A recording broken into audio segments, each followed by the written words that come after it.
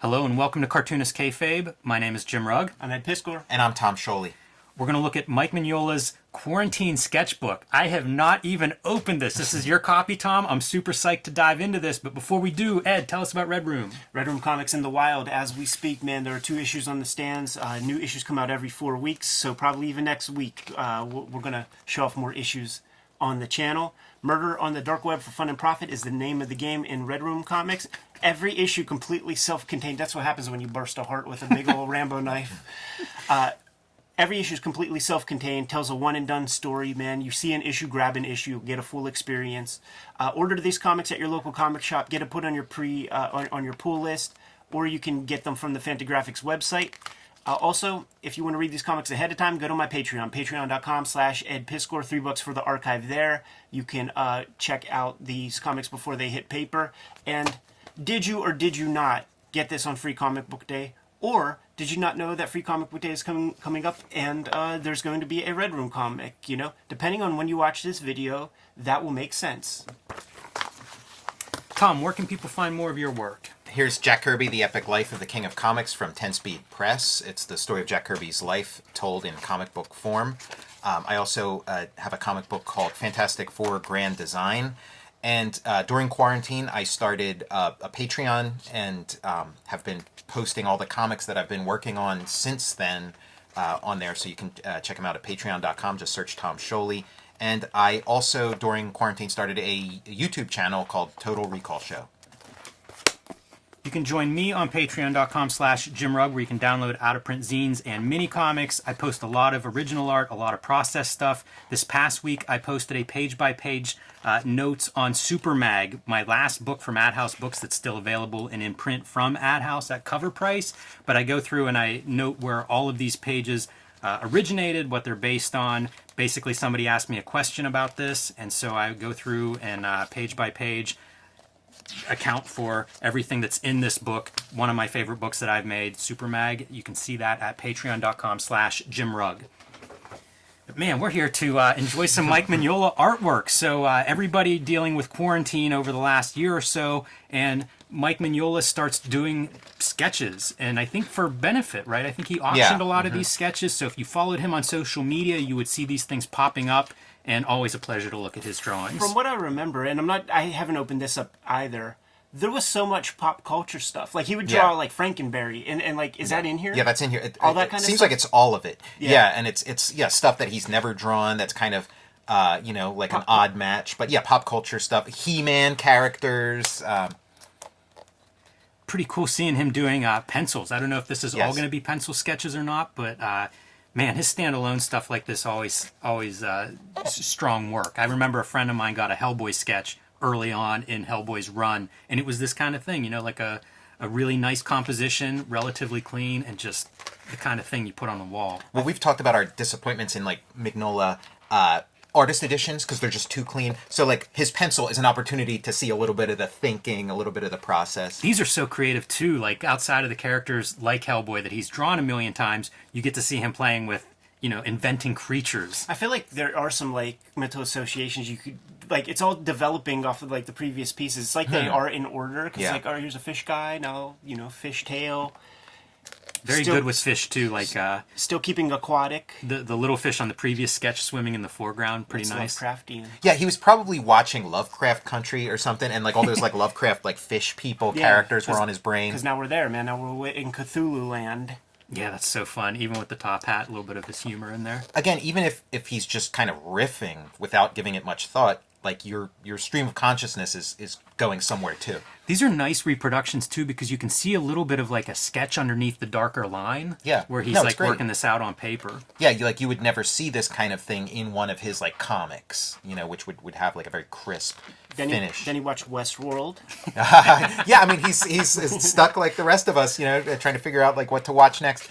My big disappointment. This was a shrink wrapped book. My big disappointment was that it's like glossy coated paper and not the sort of like matte that the cover is. I feel like that would have been more appropriate choice than this. Because it would be like the paper that he drew it on. Yeah, exactly, yeah. But, but there you go thinking again. Keeps getting me into trouble. If you really wanted to go like far out with it, you could just do the spot varnish around it. to really Now make you're talking. that page pop. So we got some Kirby Monsters. Starting to get into some of the some of your licensed type characters. Yeah. Yeah, he's on a Marvel kick. This is fun. Because you know that's how this goes. Like, anytime you're doing these kind of drawings, these free association drawings, like, one does sort of spark the next one. I think especially when you get into, like, monsters. I think he was also, like, taking requests at a certain point. Like, what do you guys think I should do next? Gigantor. Yeah. You know Gigantor was, like, a big deal for all those legend guys. You know, you got, like, Big Guy and Rusty the Boy Robot. Punch and Judy. That's kind of a fun pool. Probably Neil Gaiman bidding on that one. This is H.R. Puffin stuff with his mayor's sash. Now I wouldn't have known that. Some of these, like, as he was posting them, were so I don't know, delicious, whatever you want to call it. I actually, like, started inking one of them. Like, when he did Lion-O from the Thundercats, I was like, let me ink that.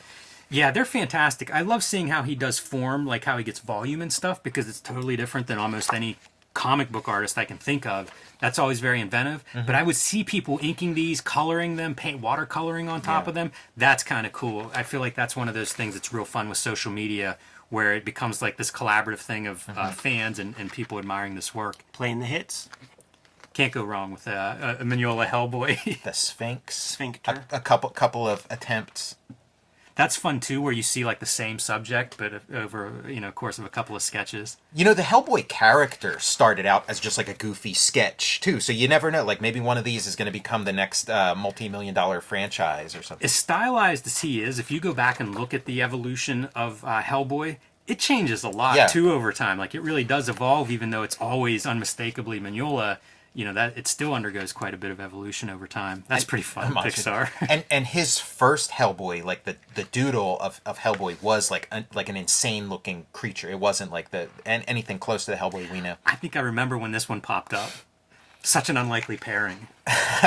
It's nice what he does with, like, Kermit's skinny limbs and, like, translates them into sort of like an emaciated figure.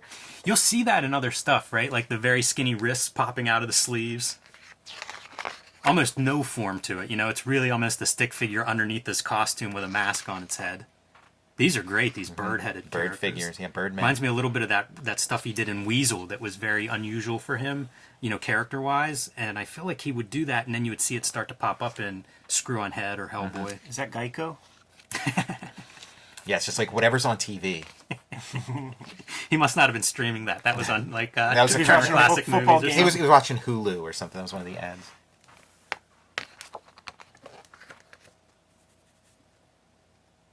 I wonder what this is. If this was actually done as like a piece for something, Right? If they maybe they like donated some money and got or to... Lightbox Expo must have been like an online, maybe some kind of online thing. Let's Or in have a Zoom 2020. convention. Yeah, exactly. Man, it is tempting to try inking this stuff. Yeah, it just love his invites it. bandages and a little bit like 2 dashes for texture on a cloth bandage. Let you know cool. it ain't metal. That's a great mummy. Werewolves, Getting into lycanthropy. or werewolves as we call them in Philly. I was gonna say Pittsburgh shit. Yeah, there's so much great stuff that I enjoy him drawing. You know, like, draw vampires, draw Dracula, do any of these things. Gothic gimmicks. Do Universal Monsters. Fred and Wilma. Wow. Man, that's disturbing. Look at her forearms, man. Look at his. This feels like that Mad strip where the domestic abuse Mad strip. Yeah. That's fantastic. They look like they're carved out of stone. That's a pretty good Dino. Yeah, this was like a Hanna-Barbera, like it was called like Super Frankenstein or Franken something. I bet that Alex Toth touched that. This looks like that would be Wilma's vacuum cleaner. It makes a lot of sense. Man, what is he watching? This is 6 months Adventure in Time? and Yeah, he's losing his mind it. with the tea. He's watched everything he knows to watch. You know what? Flintstones is dope. Like, you could go back. I actually watched some Flintstones in 2020, and they are very tight shows. Is this a character you That's recognize? a character too. Like he's either I like love the shape of it. he's with like the either a round head. cereal mascot or like somebody from like Jabberjaw or something, like one of those kind Looks of so cartoons. familiar. Screw on Head. That's great to see. I loved Screw on Head. There's our There's guys, the man. Frankenberries and Boo Berries and Count Chocula. That's amazing. It's wild to Yes. me that he can do anything and make it look interesting and compelling. Yeah, These you- are fun. You want a whole comic of like every single one of these. You And- really do. And I think he said he's like a good retired from Sandman. comics. Like he's just kind of like a painter, or single You know image what? artist. I heard somewhere about like his eyesight giving him trouble or something, and I can't remember where. I mean, I heard it on social media. It's not like I'm talking to Mike Mignola, but I heard something about that. I mean, I guess you take for granted because his stuff's so good. Yeah. But like he's been doing comics now for 40 plus years. Like I don't know how old he is, but if you have 40 plus, professional years under your belt, you're no spring chicken. The Absorbing Man. Yeah, and what's it? The Executioner. We never really got to see Good like axe. mature Mignola going deep on like Marvel. Yeah, for sure. He would talk in interviews. I remember with Hellboy, I was such a fan of his. Like I'd read all these interviews and talking about like his fit with Marvel, where it'd be like maybe Thor or Yeah, something. that would be like perfect. So many of kinda the awkward. That's Hellboy how- stories are kind of like That's Thor's how I Tales of Asgard. That's how I Iron Man, discovered think, him. is something he could do really well. He, Yeah, the he- backups in he Thor. Did, yeah, he did Tales of Asgard stuff, and there were Hellboy-looking demons in there. Well, we're seeing he can pretty much fit anywhere. Like if they put him on like a Flintstones comic or something. Well, it's a little off-model for the branding. I don't know. Have you seen recent Flintstones comics? Yeah, revamp Flintstones. Put Mignola on it. Giant robot Batman. So peculiar. We were looking at all the crossovers, Tom. I don't think you were in on this episode, but he had done like the Batman, Hellboy, Starman. And it's because Batman, you need to put Batman in there. Second issue, Batman's on one page. Yeah, all these robot characters are kind of funny. Going kaiju. Now he's going. He now he borrowed movies from Charles Burns, man. Blue Demon, man. Yeah, That's like I'm awesome. saying, like that's Burns, and that's like Drew Friedman would be fucking with that thing. That's really cool looking. Like that little head on Yeah, top. this is the one I tried to ink. I could see that. Just kind of spoke to me. These are pretty fun. I was thinking that as we're flipping through, like I would like to take one of these things on too. Man, that's fun. It's always the mark to me of like the good artists are the ones that I respond to and that I want to draw after this, or I'd like to try Make you inking want to that. draw, yeah. Yeah, like it's just a single character illustration, but it's still like beautifully composed and flowy, and there are shapes involved and eye flow. Yeah, it's a vignette. It kind of like flows into being and then flows out of being. I was reading these Japanese writers for a while, and Kobe Abe, who wrote like I think Woman in the Dunes, but wrote Kangaroo Notebook, and it was this person had an affliction where like they would grow vegetation off of their like legs and stuff, and it really feels kind of like this art would be perfect for that. I hope there's a Swamp Thing coming up, speaking of people growing vegetation off themselves. This is such a weird series. This is him going through his diet stage, maybe. Yeah, getting Juicing? his, Stuck at his home. And juicer. He-Man and Skeletor. This that's a starts classic. I another bet wave. you some people were bidding on that one. That feels like one that would be very popular. These He-Man characters are kind of fun. What a fit. What a great fit. They really are. Too bad it's not worth his time a day to get involved in like Yeah, an actual He-Man A comic. He-Man comic by Mignola would be incredible. Yes. And it's probably a character he doesn't give a shit about. He doesn't either. know anything about it. Yeah. He had to like Happy go to Easter. Google Image and get reference to figure it out. Yeah, the glossy paper, it makes me feel like this is the stuff that I should be wearing the cotton gloves, touching. I'm leaving fingerprints behind Yeah. everywhere. That's ridiculous, man. It's so weird. I almost was like, is that Mr. Planter Peanut guy? Yeah, it's peculiar. What an odd bit of inspiration, all the vegetation stuff. That's pretty classic. I'm wondering if some of these are like puns, like Peabody or something. Here's Basil Cronus from Godland.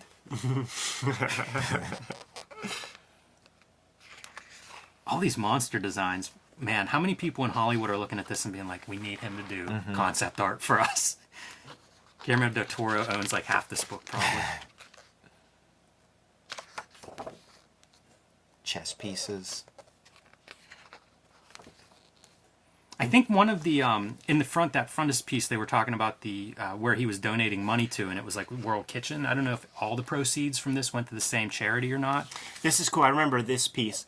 So there was somebody on That's Instagram who either drew something like this, created an actual mask like this. So, like somebody's Instagram something inspired him to draw this thing. You know, that all those chess pieces, he was probably watching that White Queen show. And then I could see them taking those drawings and making like the Mike Mignola chess set, Yeah, these drawings have a real sculptural quality to them. They really do feel like there's dimensional, dimensional aspect to them.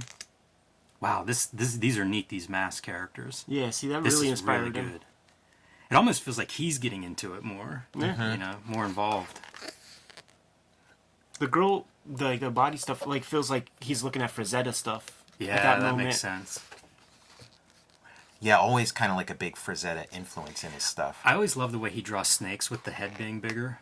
Usually a sign of like a poisonous snake whenever they're like that, but he does so well with what looks like... I draw a snake, it's flat. Right. He's able to make what looks flat feel dimensional. That's fun. Reminds me of like Feral Dalrymple a little bit. Mm-hmm.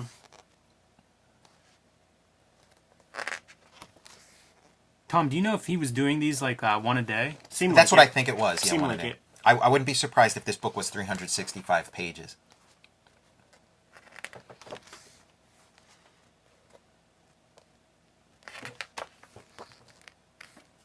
What a career he's had. Like, you think of when Hellboy launches, and it's not the big launch of Legend or anything, and then like where he goes with that character and the impact that has. Yeah, I mean, and think about like prior to that too. He was just kind of like a guy who was on the fringes. An artist. Yeah. Right. He would even be mentioned in interviews that other cartoonists dug his work and saw the magic before the fan community did. Which is often a fast track to the poorhouse. It's true, yeah, for sure. That's what I mean. It's such an interesting career arc, because he's 10 years in whenever he comes up with Hellboy. I thought this was Conan at first. I mean, he had like his Marvel graphic novel. He had that like Several. Doctor Strange and and the Wolverine stuff. Before he became Gotham by Gaslight. Yeah. There was all that stuff. Cosmic Odyssey that we're going to look at one of these days. Yeah. Conan would be a good fit for him, too. I can imagine him doing a really good Conan story. Hellboy is kind of like a Conan. There's so many things. Yeah, that there are is so, some real stuff there. But his connection to like Frazetta being an influence, like I feel like he would really do a bang up job on Conan. Just really cool monsters showing up, cool settings. These witches are so quaint compared to some of the witches that he would do in Hellboy. Did you happen to see the page number on the previous page? I'm just curious if it's 365. Oh no, Yeah. it's 227. Okay. You got to think about it, man. If you do the math, like maybe 140 days into 2020 is when LA got locked down or something. It's not like it got locked down on January 1st. Yeah. Yeah, this is fun too. Like this started. This is from Mike Mignola's end piece. Really did all start with him just goofing around, doing a bunch of drawings to entertain himself. I feel like a lot of good work comes out of that kind of thing, where you're just letting loose, drawing what you want, and then figuring out like, what have I done here? Right. Yeah. Hellboy, Ninja Turtles, like all these things you can point to. Man, that's cool. Like the index too. Very easy to find what you're looking at if you're like, oh, who's that character? If I kept track of that one page number, we would know who that character was. Good book. It is very nice. Published by Dark Horse, of course, his longtime publisher. Nice to see artists that have a good relationship with a publisher too. Took me a minute to figure out, okay, Hellboy's got his mask on and he's spearing the coronavirus. Yes. Yeah, I wouldn't have caught that. Yeah, it's too flowery, man. Like, It's a beautiful coronavirus. it is. It's like when you see the images of it, it's all got jags and barbs and stuff on it. Well, very nice. Wonder how much he actually raised. I bet you this thing 6 figures for sure. did quite well for that charity. So You joked, but I wouldn't be surprised if Guillermo del Toro just like was buying up one after the other, putting the top bid in. it's one of the nice things when an artist does a series of this size, like, you can make a run at that. You can be kind of a layperson and go after that. I'm sure some of these were affordable or close to affordable if you're into original art. If this is your favorite artist and you want one of these, or you love, You ain't and gonna maybe get... there's a character. Boo that Berry or yeah, something. exactly. Like maybe you have a real connection to Boo Berry. Oh, F that. You ain't getting any of this. You're getting a little flower head for $1,000. You ain't getting Lion-O. No, there's some 80s dork who's gonna mortgage his house on that one. What do you say, fellas? Ready to go? I am. Kayfabers, like, follow, subscribe to the YouTube channel, hit the bell. We'll notify you when new vids are available. Jimmy, what's out there? Join me on patreon.com/JimRugg, where you can download out-of-print zines and mini comics. Collections of some of my drawings and sketchbooks are available there. I think I have about a dozen of those available for download. You can see a lot of my original art process, how I make the comics I make, on patreon.com/JimRugg. read Jack Kirby, The Epic Life of the King of Comics, and Fantastic Four Grand Design. Check out my Patreon, see what I've been up to at patreon.com, search Tom Sholey. And then there's my YouTube channel, Total Recall Show. Red Room Comics in the Wild. Get them at your local comic shop. Order and pre-order them there. Get them put on your pull list. Every issue completely self-contained. Or you can read the comics before they hit paper on my Patreon, patreon.com/edpiskor.